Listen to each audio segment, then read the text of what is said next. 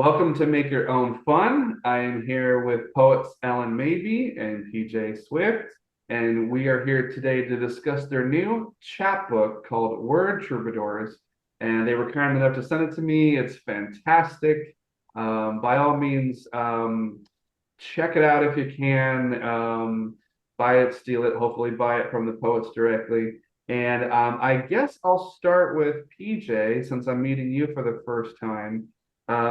How did the book kind of come about? So the book came about because of Ellyn.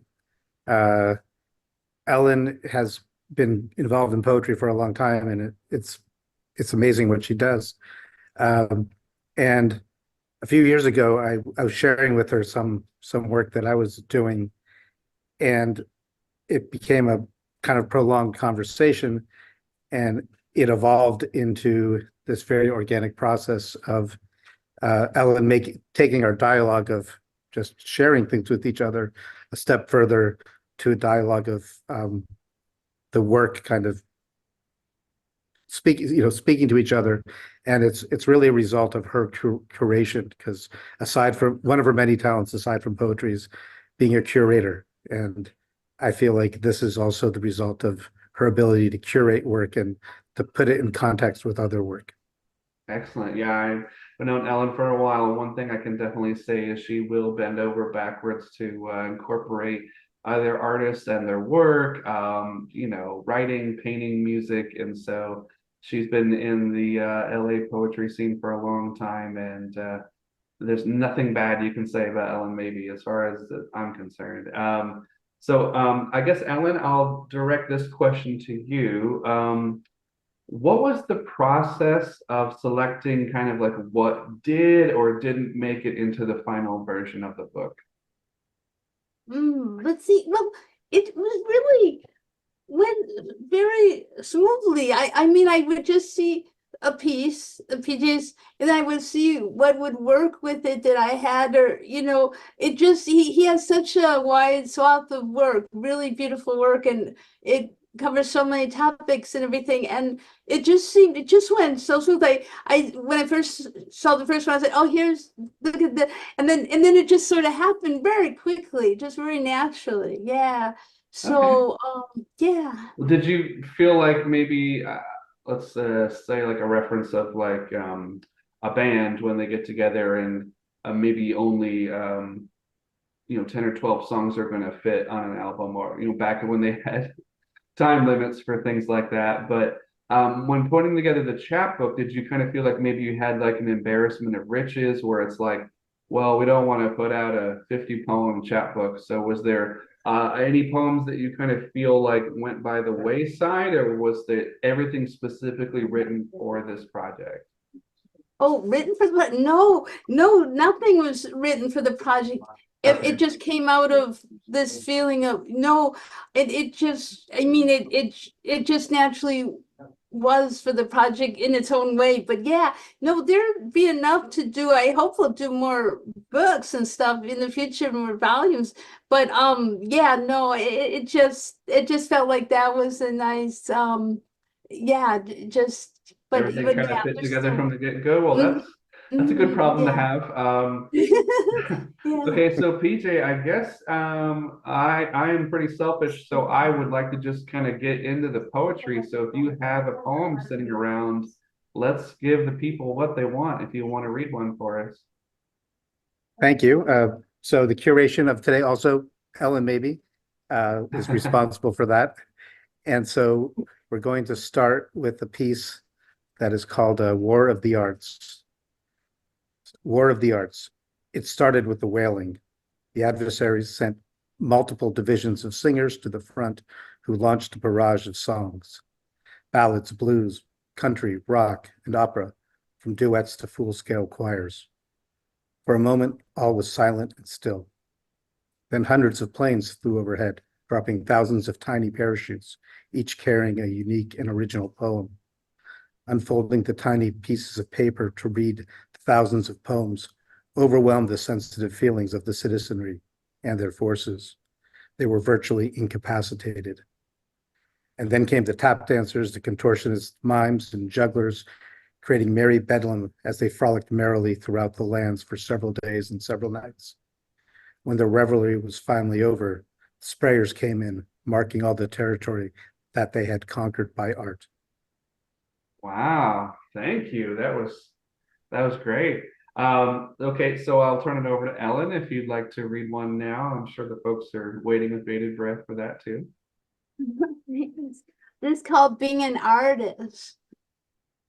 Being an artist means the recession will always be there and has always been here while you sit not writing screenplays, not taking meetings, just writing love letters to Van Gogh's beard, not wearing a watch, not caring who's on the cover of People magazine. Being an artist means you might sleep awfully late. You might choose totally different things as the four major food groups. Being an artist might mean you feel depressed and make others feel distressed when they are near you. Being an artist means you probably memorize the aisles of the 99-cent store. You probably have a $12 service charge each month for low funds in your checking account. Being an artist means you don't feel you have the right to remain silent. Being an artist might make people think you're on drugs. Being an artist means people think your closet is full of turtlenecks and mood rings. People assume you play harmonica. People assume you know all the words to every song released in the 1960s. Being an artist means you do. Being an artist means serenity, intensity, sometimes simultaneously. Being an artist means you have the power of civil disobedience on the tip of your tongue. Being an artist means shrinking tie-dye t-shirts because you were thinking about a poem and didn't notice the washer was on hot water.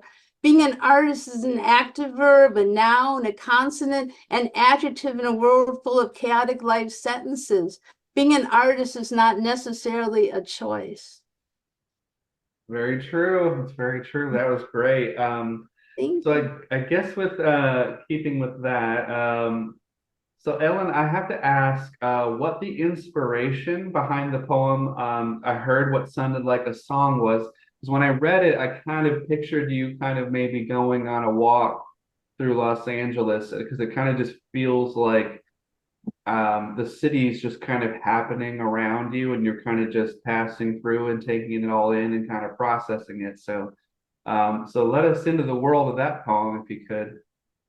Well, you know what? It's ironic because that poem I wrote when I went to film school in Prague, many like in 2003 to 2005. So I wrote a lot of poems because I wasn't really writing screenplays. I was writing cinematic poems. And that was when they came to me like, and I love Leonard Cohen and the whole thing. So yeah, so that was a very inspiring time. So yeah, but it's a city, it's a beautiful city. And yeah.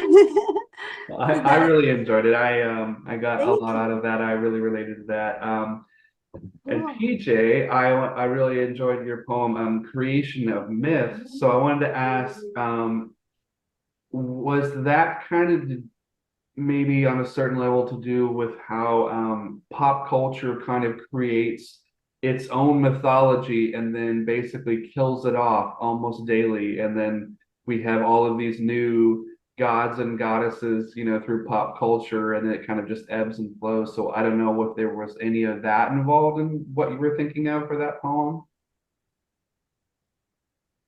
Wow, that's a really good insight. I'm not sure that was that I was consciously thinking about with that, but I definitely think that some of the other pieces I worked on like are definitely going specifically into what you're saying. So that's probably part of it. Now that you say it, I kind of see that. Um, Part of the impulse of this one was just there's certain times in the history when there are really powerful people that kind of decide to take control of all the arts and they kind of commission things for their own glory.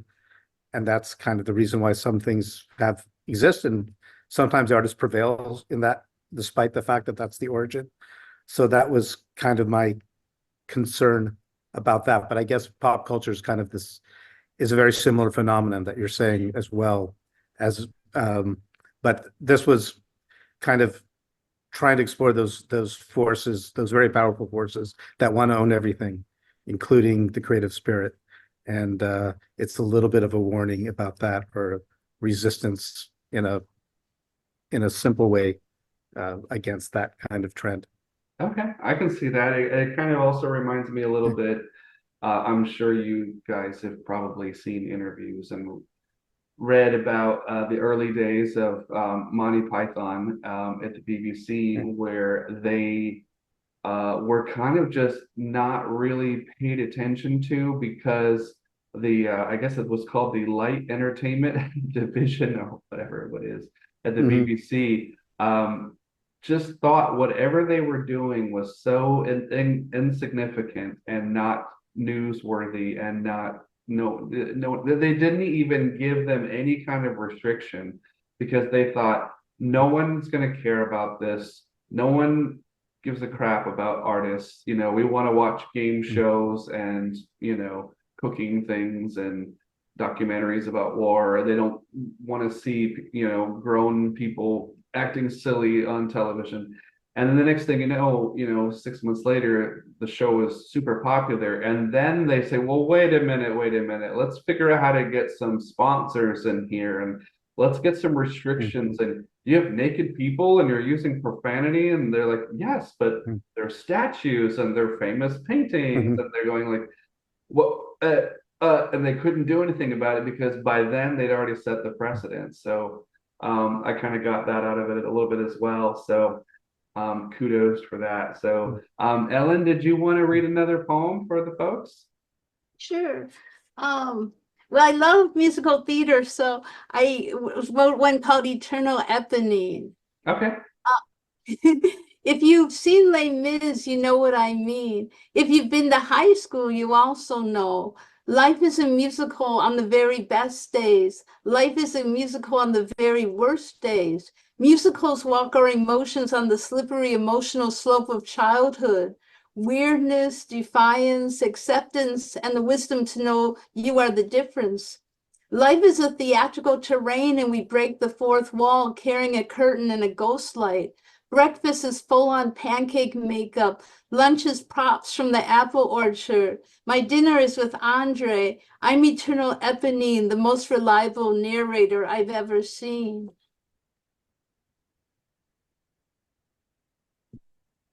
Some I saw you lean forward. I wasn't sure if you were quite done.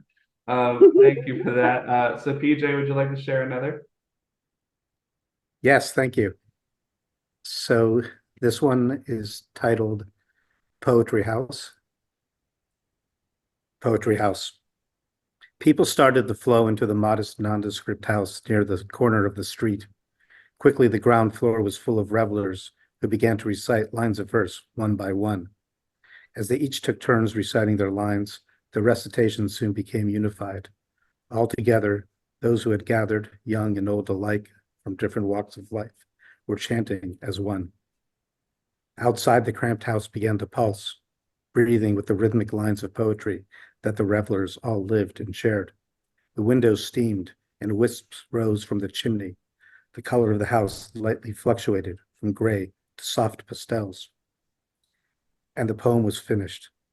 The revelers held a solemn breath, and then each took their leave.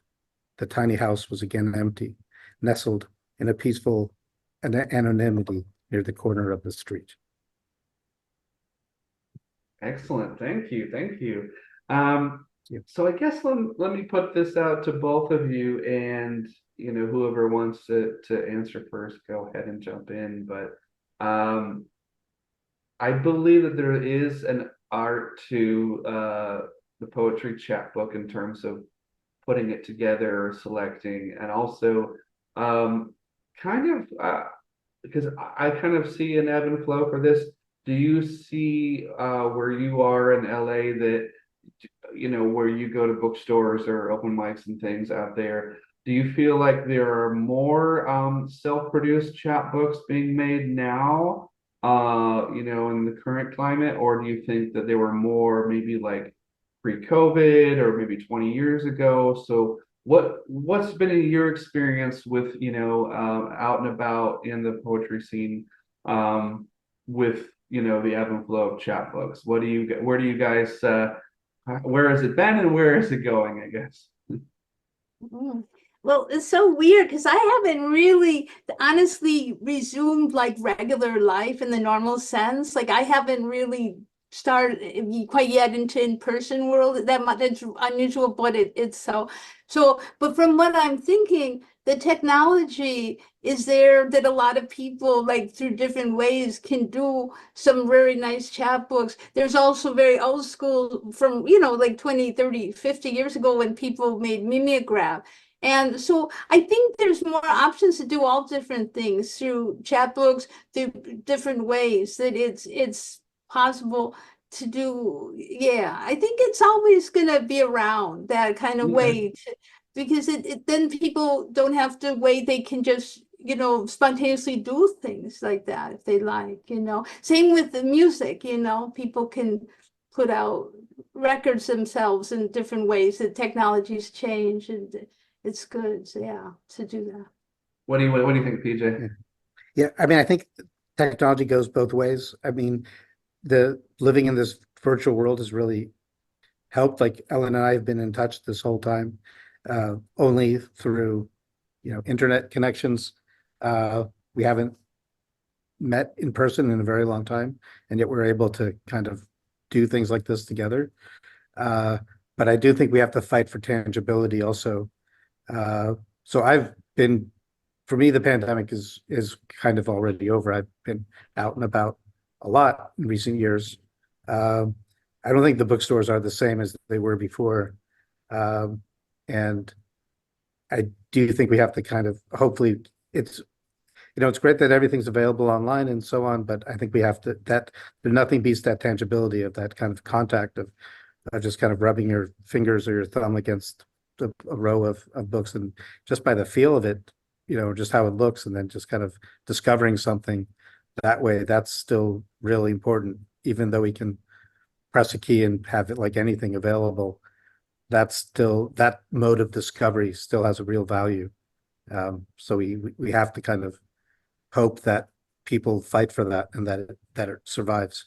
I agree completely. I just think about, when I was first in the like, immersed in the poetry scene there in LA and Orange County, we're going back like, oh God, like maybe 17, 18 years ago. But I just remember being so excited to once I had written enough stuff and performed enough and thought I had enough pieces that kind of went over really well to, put together a chapbook of like, 20 poems, run it off to the old FedEx Kinko, folding the 9 and 12 pages together and making your own artwork and stuff like that. And just to have something at a reading, especially if you were a feature, to sell for $5 or $10, passing the hat at readings in people's basements or bookstores or whatever. But what I noticed maybe about 10 years ago is it seems like a lot of the younger people that were kind of, getting into the scene at that time, they didn't really want to do that. A lot of people felt like they were just kind of giving their work away for free, or they thought they were gonna, their first, book was gonna be this, 70-page Pulitzer Prize winning thing. I don't know if they've just seen too many movies or TV shows, but there just seems to be a fear of giving your work away for free. Sometimes people post things online and things like that, and they're worried that, oh, if I post this poem on Instagram or Facebook, then some publisher won't want it if I submit it to a magazine or a journal or an anthology or something like that. So has that been something that you guys have noticed or talked to people about, where it seems like there's this hesitation to put work out there for newer artists, younger artists? Hmm. What do you think, Ellen? I don't know. Let me think. I,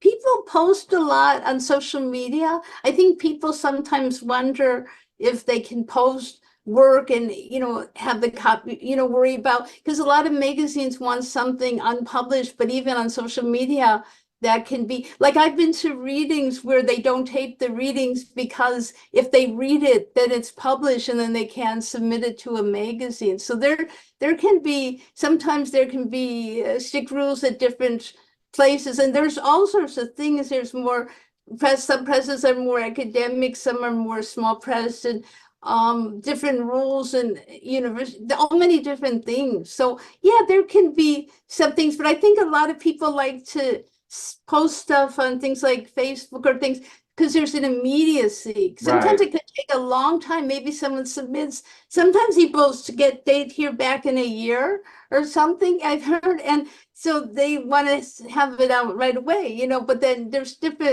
so many different avenues that way where. Yeah, but then there's, like say, Don Campbell, he does a lot of things where you submit something and it can be published the next day, and then he does these wonderful anthologies and online things. So he's a very supportive person in the Southern California community, but things, there's an immediacy, and he's doing something that it's very wonderful and very regular. He does like 2 things a month that he publishes. So it's very inclusive. So, and there's so many ways. There's a lot of different things. And now with things like, I mean, social media, you can see what's happening in all different places, and and people submit to different places, and there's a different way people can submit online. Some places you have to submit through like a more formal way, or there's it depends. It depends too of people's threshold.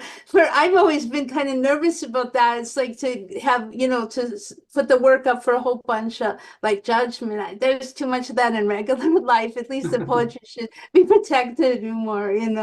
So yeah. What's your thought about that, PJ? Yeah, I think it's kind of a time when you have to create your own rules, but rules that you're comfortable with. So I think that's what we're kind of exploring. I do agree, like that. There's a lot of heroes out there, like Ellen mentioned, Don Campbell, who's giving people opportunities to get it out there. But I do think one of the markers of this time is that you do have to kind of fight that not all the old structures apply anymore, and that's for both good and bad. And so you have to kind of find what makes the most sense for you. And I think we're kind of mapping that out right now ourselves as well. Hmm. I think it is kind of a bummer though, on that level, where what I've seen a lot is with using the social media to post poems or stories or essays, I guess, that are more reactionary to like world event. Somebody's responding to about something that happened that they saw in the news in Ukraine or in the Middle East, or some natural disaster, and they see people suffering on TV, and elicits a response. And so it's just kind of that wellspring of creativity, and they just have that I got to get it out, so they cut and paste it, and then they put it on their notes on Instagram or Facebook, and it goes up, and then they, like you're saying, Ellen, they get that great reaction, that great feedback, that instant knee-jerk reaction of follow up, and then they can't submit it anywhere. It's kind of dies a death. So once the feed goes on to the next thing, and the next thing, and the next thing, it's kind of forgotten. It's almost, oh my gosh, it's almost kind of gotten to that point where with streaming television shows, where if they put the whole block of 10 episodes for a season up at once on a weekend, you can binge watch the whole show, and then you'll talk about it with somebody on Monday, and then you'll never bring it up again because it's come and gone. Whereas some streaming services will upload an episode at a time, and then you can have that water cooler conversation. And I just hope at some point, I know that, like WGA has had their issues, and hopefully resolved with streaming services and YouTube and things like that now. Hopefully we can get to a happy medium where there's got to be something, because I know great people like Richard Mariano has said he'll see a YouTube performance, maybe from like Two Idiots Peddling Poetry in Orange County or something where these venues record people, or someone will post the text of something online, and that might be the only way that he sees it. And then he'll say, well, I have a blog, or I have a magazine. I love to use your work. And I think that that's great. And that might be kind of a way forward for the future where, because if you post something on that day, it doesn't have to die a death. It doesn't have to just disappear after that one day, the 2 or 3 hours that people are responding to it. Because if it doesn't end up in an anthology or like we're talking about now, like a checkbook, then it's gone. It's gone forever. So, have you guys had any experiences like that where you have posted something online and it's considered published, but then a publisher or someone will say, hey, this is the only way I've seen it. I like what you did there and I'd like to use that. Has anybody followed up with you guys about, some stuff maybe? Oh, that happened with, like, there's this podcast that I've said this is about writers, that's Kimberly Cobian, and she saw, I think, the 2016 poem.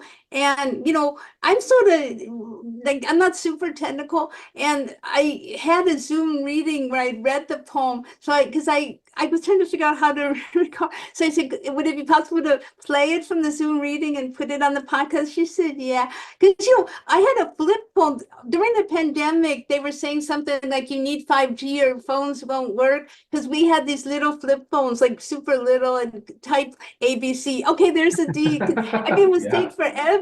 And so it's like, so we had to get, so I'm sort of relatively new to even having smartphone technology. So yeah, and by the way, like Beyond Baroque, like has started, during the pandemic, and they've kept on YouTubing all their stuff. In fact, a friend of my son had a publication part, Essay Sun, Spencer, and they were willing, and it was so sweet, to zoom me in. So I zoomed into Beyond Baroque, and people were coming up to the camera and saying hi. It was so cool, because it was like, oh my gosh, So I love, there's certain things so awesome about, because in a strange way, moving further away from where I was, and that in a sense, like, I see people more since the pandemic, strange way than I could possibly have ever seen once, earlier years that we moved here, so Yeah. it's kind of a mix. I mean, I'm just Zoom and all this is so neat, I think, for many reasons like that and everything. It's definitely a useful tool, but let me ask you guys this. One thing, even when I was still living in California, that I really missed was going out to a reading at a cafe or a bookstore, or wherever it was, or a library or something. And then everybody, to quote Hemingway, it's a movable feast. Everybody just kind of picks up, and then they kind of go to a cafe or a bar or a restaurant down the street and just kind of hang out. And everybody can kind of just either catch up with people, meet with people, because that in-person actual community, we've kind of lost that in the last 4 or 5 years, and that's something that I really miss. I did that a little bit, really, like 2023, but yeah, it's just so hard to get people together. Like, you literally have to just hope you're going to go to a reading, if you're going to watch a feature, and then hope you'll run into 3 or 4 people that and then kind of just migrate out. But is that something that you've noticed, that's kind of gone by the wayside, where everybody's like, well, the reading's over, I better get home for my sitcom or something? Well, it's interesting. Like, there was a place, and this is many, many years ago, but do you remember the Iguana Cafe? And the Iguana Cafe was in North Hollywood, and it was a combination of, they had open mics, they had singer-songwriters, they had poets, and that was more like a place where people would stay there and they would hang out and they'd stay till midnight. I mean, there would just be this camaraderie. I notice it just depends because sometimes, like, at Beyond Baroque, it's wonderful and they can change. Like, let's say they have a couple of events, it can be totally different people that come to each thing and are very enthusiastic. But it's the other type of place, it's very much like a coffee house. People might stay there and they just sit around and they almost, they have a, regular, there's couches, they're hanging out for hours and every day there's regulars. Whereas I noticed that a lot of places change a lot. There's some people that come to a lot of things in one venue, and yeah, so I don't know, but I think people could well be willing to hang out. Also when Iguana was around, it was around from 1989 to 1995, and traffic, the one got in, like, take into consideration. I mean, it used to be possible to just on a whim go to hear somebody read in Santa Barbara. It was so easy to get around the city when traffic was less. It was just very different. The city just, and I'm not, that was a different era too. The logistics of cities, or say if you I lived in New York a long time ago, and just that cities with all the transportation, or Prague being so compact with, the trams and everything. Just logistics change a lot. LA is a spread out place, but there's so much activity and there's so much in San Diego and Orange County and Ventura County. It's spread out in a totally different way than most cities. I think it's like it's big, and then there's all the Bay Area poets and all the different. So it's a really unusual place, but there's a lot there. It's a very very compelling place, and there's a lot. Yeah. Oh, yeah, and PJ, I'll just follow up with you with the same thing. But um, do you notice a difference, kind of like what we were saying? Were you, when you first got into like open mics, do you feel like you were kind of getting in a car with like three or four other people and kind of making an event out of it, or were you always just kind of solo and kind of figuring out the area? And has that changed over the years to now? Well, can I help Yeah. answer this? Yes, you Okay. can. Can I help answer this? Sure. Okay, no, you can answer. No, please, Ellen. Okay, this is new. This is really his first time reading these few times we've read. He's new. He's not from open mic. He's just a genius without that, typical background and stuff. So, yeah, he's not from poetry world. The same way. I know the way she says it makes it sound like it's another planet. Yeah. Well, I probably am from another planet, um, but I think what you're talking about, like, it has to be saved still, like like in a similar way, because you've been talking about movies like this. People are saying that the movie theater experience is dying, and like statistically, it's it's kind of floundering. But it's not the same thing if everyone can watch it on, just just watch, binge watch something, or actually gather in a place and then kind of physically share that experience and then kind of chat about it for a while, or absorb it together. That's still really valuable in all the art forms. Uh, so I think Ellen and I are going to do our part in trying to resurrect some of that. We're going to, as I mentioned, we haven't been physically in contact for a while. We haven't been in the same place for a while now, but just virtually. But I think we're going to start that sooner, in the not too distant future, and try to help play our part in that valuable thing of people getting together to share an experience. And I'll jump in, PJ, and I'll just Yeah. say that you couldn't get a better tour guide of LA or Orange County than Ellen Mabey. And Yeah. let me tell you, for me, that is one of the best parts of the experience, is to get a group of people together that are already interested in it, and then you're going. So then if you are going to a venue for the first time, you've got your cheering squad there. It's like you're going to be nervous no matter what, getting up in front of a microphone in a room of people you don't know. Even that happens to me even now. But that's one of the things I miss is having like 3 or 4 friends with me, and you can egg each other on and things when you're sitting there like, oh, are you gonna read that one thing that you told me that you wrote? Like, oh, I can't wait. That's gonna go over like gangbusters. I can't wait to hear it because it's just that it builds you up, and it literally is that sense of community. So let me dovetail back into the word troubadours here for a little bit.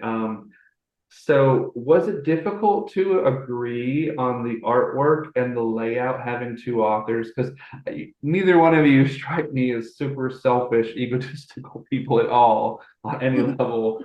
But I know that, there is some of that, feeling of like, this is my thing and I wrote this thing. And so it's kind of like the meeting of the minds of like, well, who came up with the title and the artwork and the sequencing of the poems? I mean, you guys had to sit down across from a table or a Zoom or whatever and say like, what is this thing gonna look like? Either one of you can take that one. Trying to think. I mean, I was just sort of sequencing it as I went. I would just run it by and say like, oh, here's these 2, and here's some more 2, and there was just okay, and and then the computer didn't work for a while, so I just, it needed to be fixed, a very, very old obsolete type thing. So, there wasn't really a per se a deadline, or anything. It was just an impulse that this would be cool, so yeah. Word troubadours, how did we do like word troubadours? Because also there's a lot of references to music. It seemed like neat, there's a kind of affinity with all that. And yeah, I don't know. I mean, yeah. So Ellen, you came up with the Yeah. title or? How did we do that? Was a title? Did it? I'm trying to think how it even came up as a title, but word troubadours. How, yeah, I'm trying to think it Well, there's maybe. the idea behind it that that that the art forms are kind of more loose. It doesn't only have to be like musicians who kind of walk around or create these tangible experiences, that it can also be just composed of words and rhythms. So those type of people can be troubadours as well, and not just people singing or or playing instruments. So that's kind of the idea behind it. But it all flowed very organically. You mentioned at the very beginning, Eric, like that there's something like musicians getting together, and there is kind of like a analogy to that, like that sometimes when musicians get together, they just know how to jam. They don't have to talk about things too much. They let that part take over. And I feel like that's what this process has been about. That's why it doesn't have that contentious argument, which often is when you bring in other elements into it, like rationality or ego, as you were mentioning. We're just kind of letting it happen, kind of respectfully letting it happen. Excellent, good answer. Well, let me ask you, in terms of the promotion, are you both performing at any open mics or bookstores to promote the release in the near future, or anything promotional wise at any bookstores or open mics that we have coming up? Nothing in person yet. But I hope so. I mean, like I always say, I have a passport. You never know. You never know. So, yeah. So I mean, I could see that all. Yeah. Okay, well, I am Yeah. looking forward to seeing that. Yeah, we're working for that. Yeah. Yeah, well, I mean, Yeah. as far as I know, the thing is just out now. So, Yeah. well, let's wrap it up here and let the folks know where they can find your work online.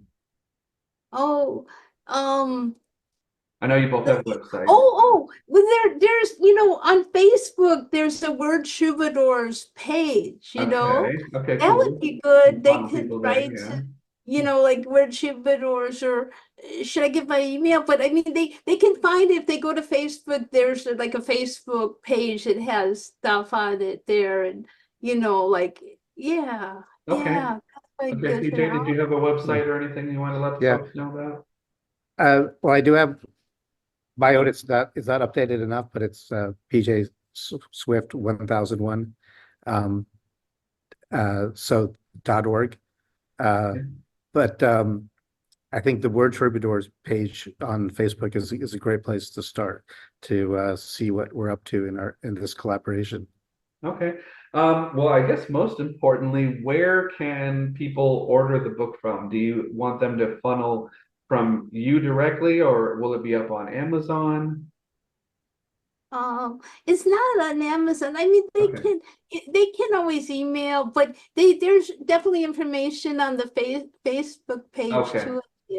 Yeah, Okay. Well, I'll put your websites there, and we can Thank you. tag the thank you. we'll put that in the credits, and we can tag the Facebook group. But I guess as we wrap it up here, is there anything else that you guys would like people to know about the chapbook? I guess I should ask, is it available now? Can they order, like, when this goes up on Wednesday the 26th, will they be able to on that day reach out to you and order a copy? Or is there a Yeah, release date that you haven't or stated? what? Is Oh, there a release date, or can oh, when this goes up on YouTube in a couple days, will they be able to order it on that day? they could write or something. Yeah, I mean, yeah, it's yeah, yeah. Okay, I just didn't want to have this posted and then I'll do the promotion like available now, and then they're like Yeah. available soon from now. But I just want to thank you both for coming on here. It's been a great conversation. Great meeting you for the first time, PJ. Great talking to you, Yeah. Ellen. It's been a couple of years, and you do so many great things. And I wish nothing but the best. Yeah. You guys have got to get out there in person. Nothing is gonna connect you more to the community, PJ, than that. And Ellen, people love you, so you have no excuse. So as long as you're feeling happy and healthy, you should get out there. So um, nothing but the best for you guys. Have a great rest of your weekend, and thank you so much for stopping Yeah. by. Yeah. Very much Oh, appreciated. Thank you. Thank you. you're just awesome. You made us feel so comfortable. Oh, You're great. Well, just it's just a wonderful. Yeah. conversation, Yeah. just a Yeah. back and Yeah. forth. So just pretend we're in a room at drinking things like we already are. So easy peasy. All right, guys. Have a great rest of your day. Thank you. You take good care and Thank you. everything. Okay. Bye. Bye.